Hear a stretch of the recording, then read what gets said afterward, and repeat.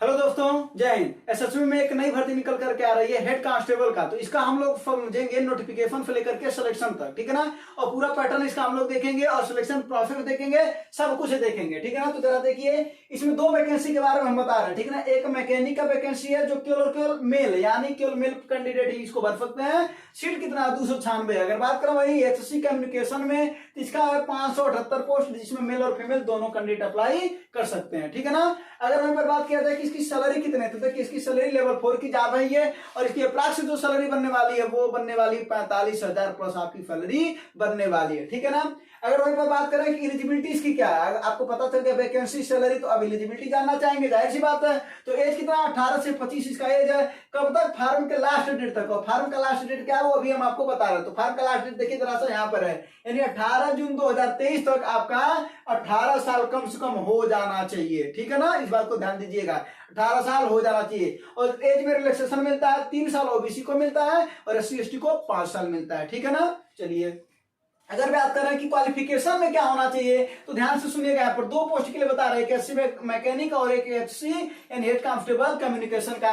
तो SC mechanic की बात करा जाए तो 10th होना चाहिए आपके पास, प्लस डिप्लोमा ऑटोमोबाइल से होना चाहिए या मोटर व्हीकल से होना चाहिए, और या तो आईटीआई होना चाहिए और मोटर मैकेनिकल से होना चाहिए, ठीक है ना। ये ध्यान दीजिएगा, यानी आईटी आप 10th प्लस डिप्लोमा ऑटोमोबाइल रहे या 10th plus ITI motor mechanical रहे, तो आप इस फॉर्म को भर सकते हैं। और उसके साथ साथ आपको डीएल होना चाहिए, हैवी व्हीकल का डीएल इसमें जरूरी है। किस वाले पोस्ट में, एससी मैकेनिक में। तो आपको ये बातें समझ में आया, 3 चीजें होना चाहिए, ठीक है ना। अगर वहीं पे बात करें कि एससी कम्युनिकेशन में आपको क्या चाहिए, तो आपको चाहिए 10+2 पीसीएम होना चाहिए, और नहीं तो 10th के बाद अगर आपने डिप्लोमा किया है किसमें, इलेक्ट्रॉनिक कम्युनिकेशन में, कंप्यूटर साइंस में, इंफॉर्मेशन टेक्नोलॉजी में, तो आप इस फॉर्म को अप्लाई कर सकते हैं। आपका क्वेश्चन होगा, क्या हम 10+2 करने के बाद अगर हम डिप्लोमा किए हो इन तीनों ट्रेड से, तो क्या हम अप्लाई कर सकते हैं? बिल्कुल कर सकते हैं, ठीक है ना।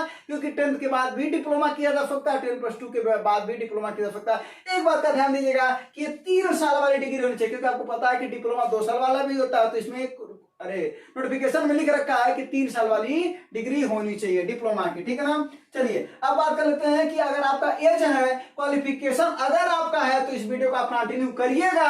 अदरवाइज आप अपना समय नुकसान मत करिए, आप अपनी पढ़ाई में लगिए और जो आप तैयारी कर रहे हैं उस पर ध्यान दीजिए, ठीक है ना। चलिए, बात करते हैं पीएसटी का। तो इसमें फिजिकल स्टैंडर्ड टेस्ट क्या रहने वाला है। अगर बात किया जाए हाइट का, तो हाइट का मेल 170 सेंटीमीटर होना चाहिए और फीमेल का 157 सेंटीमीटर होना चाहिए। और चेस्ट की बात किया जाए तो चेस्ट मेल का होना चाहिए 80 से 85 सेंटीमीटर उनका खुला होना चाहिए। कोई दिक्कत यहाँ तक बिल्कुल नहीं है। चलिए, अब बात कर लेते हैं इंपॉर्टेंट डेट क्या है, ये फॉर्म आएगा कब, तो देख लेते हैं फॉर्म कब आएगा। 20 मई 2023 यानी फॉर्म आपके आ चुके हैं। और बात किया जाए 18 जून 2023 तक इसके लास्ट डेट है।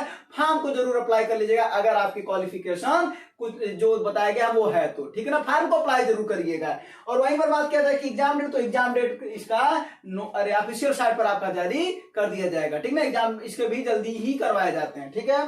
अगर इस बात किया जाए कि एप्लीकेशन फीस क्या है, तो जनरल ओबीसी और ईडब्ल्यूएफ वालों के लिए मात्र 100 रुपया है, और अदर यानी एससी एसटी और फीमेल कैंडिडेट के लिए कोई चार्ज नहीं है। तो ये लोग जरूर फॉर्म को अप्लाई करेंगे अगर उनकी एलिजिबिलिटी है, ठीक है ना। चलिए, अब बात करते हैं कि एलिजिबिलिटी हमको पता चल गया, इधर के सब कुछ पता चल गया, तो अब जाहिर सी बात हम ये चाहेंगे ना कि सिलेक्शन कैसे हो। चाहेंगे कि नहीं चाहेंगे, तो बिल्कुल चाहेंगे। तो आइए पता करते हैं कि सिलेक्शन कैसे होगा। तो सबसे पहले देखिए आपका होगा पीईटी यानी फिजिकल एंट्रेंस टेस्ट होगा, ठीक है ना।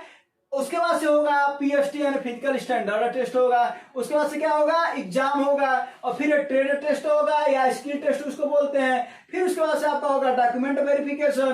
फिर उसके बाद से होगा डिटेल्ड मेडिकल एग्जाम, या आपको अगर री मेडिकल मिलता है तो री मेडिकल एग्जाम होगा। उसके बाद से आपका फाइनल लिस्ट में नाम आपका आ जाएगा, आपका सिलेक्शन हो जाएगा अगर ये सब प्रक्रियाओं से आप गुजर रहे हैं। तो जरा देखिए, क्या सिलेक्शन प्रोसेस की इतनी बड़ी प्रक्रियाओं में आप एक्चुअल में आपको क्या चाहिए। चाहिए, सबसे पहले उसको समझ लेते हैं। चलिए सबसे पहले बात कर लेते हैं पीटी का। तो पीटी का जो है उसको हम बोले हैं कि फिजिकल एंड्योरेंस टेस्ट, यानी जो दौड़ रनिंग वगैरह क्या होती है। आइए उसको समझते हैं। तो जरा देखिए पीटी में क्या है, मेल के लिए 1600 मीटर 6.5 मिनट समय पर्याप्त है, आप इसको दौड़ सकते हैं, ठीक है ना। अगर आपने कभी भी भर्ती देखा होगा, अगर आर्मी का अगर आपने फिजिकल तैयारी किया होगा तो निश्चित ही इसका आप दौड़ निकाल लेंगे, ठीक है ना। चलिए अब बात करें फीमेल का। तो फीमेल का 800 मीटर इनको दौड़ना है 4 मिनट में, फीमेल कैंडिडेट भी निकाल लेंगे, इसमें कोई दिक्कत नहीं है। यानी बताइए पीटी में आपको कोई दिक्कत आया? बिल्कुल भी दिक्कत नहीं है। बात करते हैं पीएसटी का। तो पीएसटी में क्या होगा? तो पीएसटी में हम आपको यहीं पर बता चुके हैं कि पीएसटी में क्या होगा, हाइट चेक की जाएगी और मेल का चेस्ट चेक किया जाएगा। तो अगर ये पहले ही आपके पास था तभी तो आप फॉर्म को अप्लाई किए हैं, तो अगर ये है तो आपको यहाँ पर भी दिक्कत नहीं होने वाली, यानी ये भी हो गया आपका, पीएसटी भी हो गया, कोई दिक्कत नहीं है। अब इसके बाद से देखते हैं कि हम लोग एग्जाम में क्या आने वाला है। तो एग्जाम को जरा देखिए। तो एग्जाम में देखिए कॉमन टेस्ट होगा दोनों के लिए, यानी एससी मैकेनिक के लिए भी और एससी कम्युनिकेशन के लिए, दोनों के लिए कॉमन टेस्ट होगा। लेकिन एक बात थोड़ा ध्यान देने वाली बात है, वो जरा क्या ध्यान देने वाली बात है उसको जरा समझिएगा। पार्ट 1 होगा 50 क्वेश्चन का, 50 क्वेश्चन पूछा जाएगा मैथ, रीजनिंग, जीके, इंग्लिश या हिंदी पूछा जाएगा, यानी इंग्लिश वालों के लिए इंग्लिश पूछा जाएगा और हिंदी वालों के लिए हिंदी पूछा जाएगा, ठीक है ना। तो ये ध्यान दीजिएगा। अब उसके बाद से होगा पार्ट 2। पार्ट 2 में 100 क्वेश्चन पूछा जाएगा टेक्निकल सब्जेक्ट का। टेक्निकल का मतलब जरा देखिएगा, यहाँ पर जैसे आपने डिप्लोमा ऑटोमोबाइल से कर रखा है, आईटीआई मोटर मैकेनिकल से कर रखा है, या आपने यहाँ पर 10+2 पीसीएम कर रखा है, डिप्लोमा इन ईसी यानी इलेक्ट्रॉनिक कम्युनिकेशन, कंप्यूटर साइंस या आईटी, जो भी ट्रेड से आपने किया है या पीसीएम है 10+2 से, तो उसी का सिलेबस पूछा जाएगा। यानी 100 क्वेश्चन आपके सिलेबस से रहने वाले हैं जो कि आपने पिछली तैयारी किया है, ठीक है ना, वहां से 100 क्वेश्चन होने वाले हैं। तो इन दोनों का टोटल मिलाकर के हो जाते हैं 150 क्वेश्चन, और हर क्वेश्चन 1 नंबर का, यानी 150 मार्क के हो गए। समय कितना है? 3 घंटा मिलेगा। निगेटिव मार्किंग, इसमें निगेटिव मार्किंग नहीं है। तो ये आपका हो गया।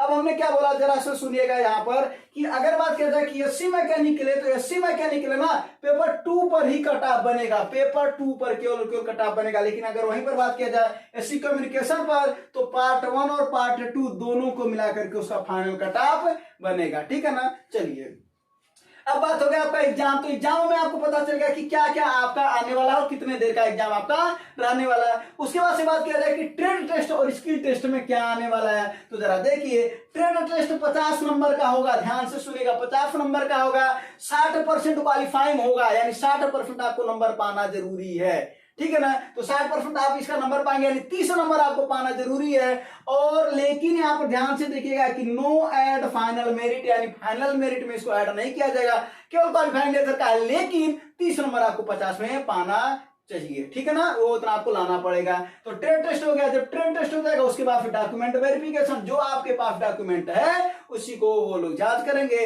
इसमें आपको सही पाया तो उसके बाद फिर आपको भेज देंगे यहाँ से डिटेल मेडिकल एग्जाम में, यानी मेडिकल के एग्जाम में। अगर बात कर रहे हैं तो आपको एक बात और बता दे रहे हैं कि एग्जाम देखिए यहाँ पर तो दोनों लोग, जितने लोग निकलेंगे सबको सिलेक्शन ले लेंगे, सबका सिलेक्शन ले लेंगे।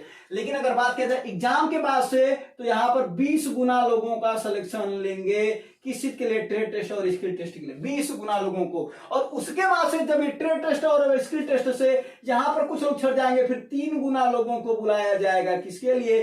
डीबी और डीएमई आरएमई के लिए, यानी मेडिकल के लिए और डीबी के लिए बुलाया जाएगा 3 गुना लोगों के लिए। फिर 3 गुना में से केवल और केवल फाइनल 1 गुना लोग ही बचेंगे और 2 गुना यहां से भी छट जाएंगे, तो फाइनल लिस्ट में उन्हीं का नाम आएगा, ठीक है ना। चलिए ये भी बातें आपको समझ में आ गया, यानी आपको सब कुछ पता चल गया कि PT, PST exam, trade test, DB, DME मतलब मेडिकल एग्जाम, और फाइनल मेरिट में कैसे आपको क्या क्या करना पड़ेगा, और सब कुछ आपको डिटेल आपके सामने है, ठीक है।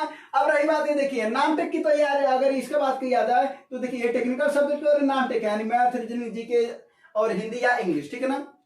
अब बात करें कि इसका 50 क्वेश्चन की तैयारी कैसे करेंगे। तो आपके पास जो भी आपके पास मटेरियल होगा, प्रीवियस ईयर क्वेश्चन, खासतौर पर जैसे एसएससी जीडी ने करवाया है, दिल्ली पुलिस ने करवाया, अगर इन सभी के अगर आप पेपर भी सॉल्व कर लेंगे ना, तो आपके 50 क्वेश्चन रुकने वाले नहीं है। और उसके बाद से अगर बात किया जाए कि टेक्निकल सब्जेक्ट कहां से पढ़े, तो टेक्निकल सब्जेक्ट के लिए अगर आपको बेस्ट टीचर इंटरनेट पर, जो कि बहुत लोग हैं, अगर आप बेस्ट टीचर के साथ अगर आप अपनी पढ़ाई करेंगे तो टेक्निकल सब्जेक्ट भी आपका तैयार हो जाएगा। और अगर ये दोनों परीक्षा आपकी तैयार हो गई तो बाकी कोई भी ऐसा चीज नहीं है सिलेक्शन प्रोसेस में जो आपको रोक सके फाइनल सिलेक्शन आपका हो जाना है, ठीक है ना। तो अगर ये चीज आपको समझ में आई होंगी, अगर ये डिटेल आपको समझ में आएगा, और अगर ये एलिजिबिलिटी और आपके दोस्त में है, यानी एलिजिबिलिटी आपके दोस्त के भी पास है, तो आप उसे भी जरूर शेयर कर दीजिएगा, ताकि दोनों लोग आप जॉब पा जाए, आप भी और आपके दोस्त भी।